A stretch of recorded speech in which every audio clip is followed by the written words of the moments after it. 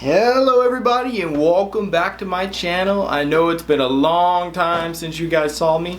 I actually have a couple other channels that I work on that I've been doing for a while, along with the business that I run and family. So I got a lot of things going at the moment. But I wanted to get back to doing some spiritual stuff. I'm actually brewing ayahuasca in there. I got a video I'm working on that. I'm going to be taking ayahuasca this weekend.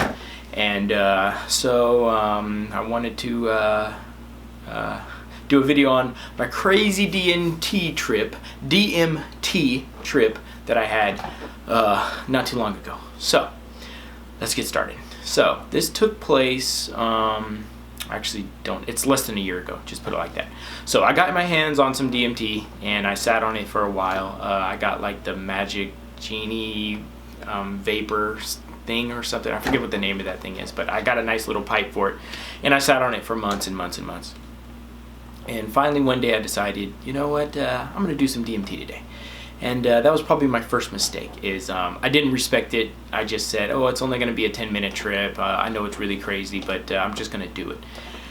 I didn't let anyone know. I didn't let my roommate know, my family know, anybody know. I just went to my room and I got a little torch that I had. I got the DMT, I packed it in. I forgot how much I did. And laid in my bed, got butt naked in my bed right over here, and decided I was going to do it.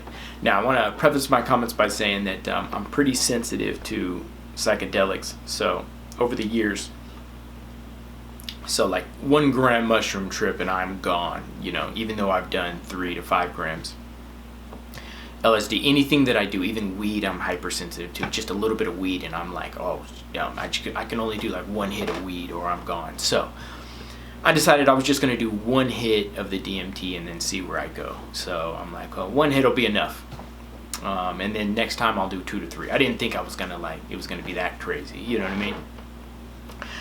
But yeah, so anyways, I didn't respect it. I went into my room. My roommate was right next door to me. It was the middle of the daytime.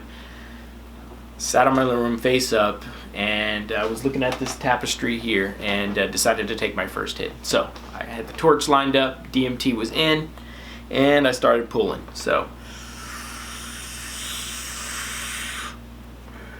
I'm seeing the smoke come in. So I just took 1 full deep breath.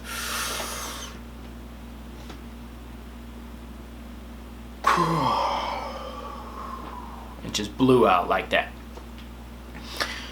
Okay, and this one it starts to get crazy. Immediately, that tapestry just went digital. It got clear, more profound, just started pulsating. I mean, whatever hit me started hitting me like a ton of bricks. I did not know it was going to hit me this fast. Most psychedelics ease you into it.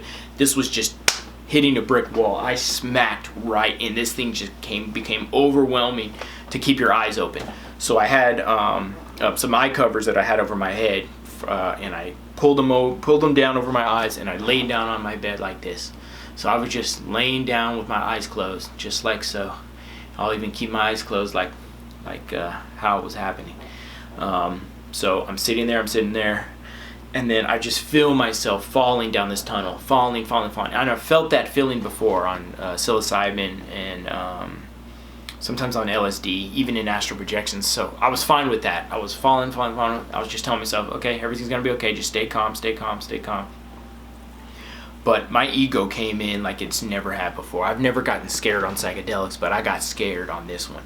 I started getting cold. I started feeling like from my feet all the way up into my neck, like I was dying. I felt the cold.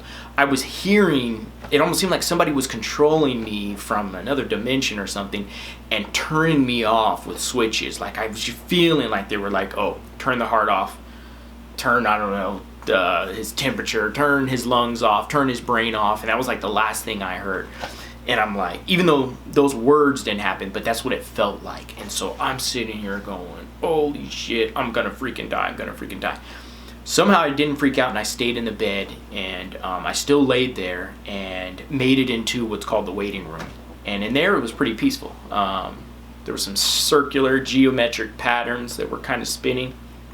And it was fine. It was actually pretty peaceful. And I was laying in there. I made it through the tough part, I thought. So as I'm in there, I'm like, oh, this is pretty cool. Pretty cool. It could have been more, but you're like, yeah, I can see why I probably need more than one hit. Now, as I'm in the waiting room, something happens, and I just shoot out of the waiting room. And when I shoot out of the waiting room, it feels like I'm falling in that tunnel again, but this time it's more intense. I'm like, oh crap, I'm going somewhere else now, and I don't know where I'm going. And this is where my ego got me this time. This time, something came into me and said, Brian, you're still alive, and this is your last chance to get out of this, or you're gonna die. And I'm like, oh, I got myself together. If you ever been in sleep paralysis and had to jump out of it, it feels like that. I get sleep paralysis all the time. So it was that feeling of like, I'm stuck, I can't move. Sorry, let me close that window. Oh, damn plane. But I can't move. I'm like, I gotta jump out of this. I gotta get out. So somehow I just shot about. Just like so, got out of my bed. Lifted up the eye covers, looked around my room, and it was the weirdest, trippiest freaking thing I've ever seen in my life. It was this world layered on top of it with another world, and they were moving and just, and it was trippy. I couldn't even explain to you what it looked like. So I stumbled out of my room, and I'm freaking out. I go to my living room, and I sit in my chair. I walk past my roommate, didn't even say anything. I sit in my chair, and I look at my living room, and same thing. Everything is just moving and shifting and moving and shifting. Here's the weird part. My couch, my chair, I mean, I just have chairs, but my chairs and carpet and pictures, everything looked like it was labeled with a tag. Like I was in a video game like The Sims, and I was looking at the coding beyond the image. So I saw the chair, but beyond the chair seemed like it had tags for like labels of what kind of chair it was. Almost like I said, I was in a video game, and these were just, that was the chair I picked, but there's a wide variety of chairs you can pick, and each of them all are labeled in the video game. Everything was labeled, my pictures, my TVs. I was like, whoa, this is like, life is artificial, or it's digital, or it's weird. It's really weird. So I had to close my eyes again. Once again, keeping them open was worse. So as I closed my eyes again, all I remember this time, I mean, I've forgotten probably a lot, was some kind of weird tall mantis-like being, like a praying mantis, but like red and huge. But his head was like attached to my third eye, it felt like, and was just like hovering there, and he was pulsating, like he was giving me information. And he was peaceful. I was already done freaking out at this point, but it was peaceful, but pulsating. And then all of a sudden I opened my eyes, and I'm back. And the information he gave me or was telling me is gone, but I do remember him or her, whatever it is, and I'm just looking down. My carpet starts to go back to normal. Everything starts to go back to normal, and I'm like, what in the hell just happened to me? That was the most intense psychedelic experience I've ever had in my life, and I've done 5-gram shroom trips. This was wild. You know, I had an ego death like none before. I've never had an ego death like that. And I've done ayahuasca, I've done all kinds of stuff. So yeah, this was wild. It is potent. I can't say I learned much from it. I did learn to let go. I will do it again. I'm not scared to do it again. I do have a little bit left, so I probably will do it again. I'll do 2 or 3 hits this time, but my main thing is, if you're going to do DMT, respect it. Set your setting. Know that it's going to be wild, and just maybe even have a trip sitter. I'm so hard-headed that my ass will do stuff alone like that.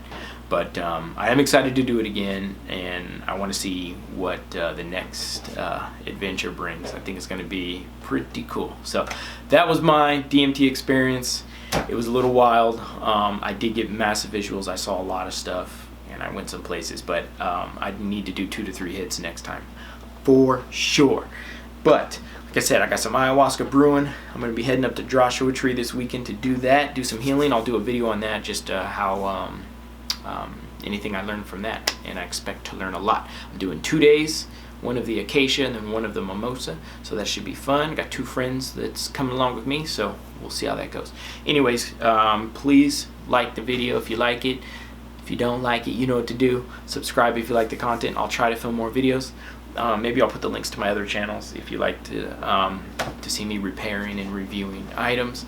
But I definitely want to do some psychedelics, especially with this crazy year. So with that said, I will see you guys on the next video. Thanks for watching.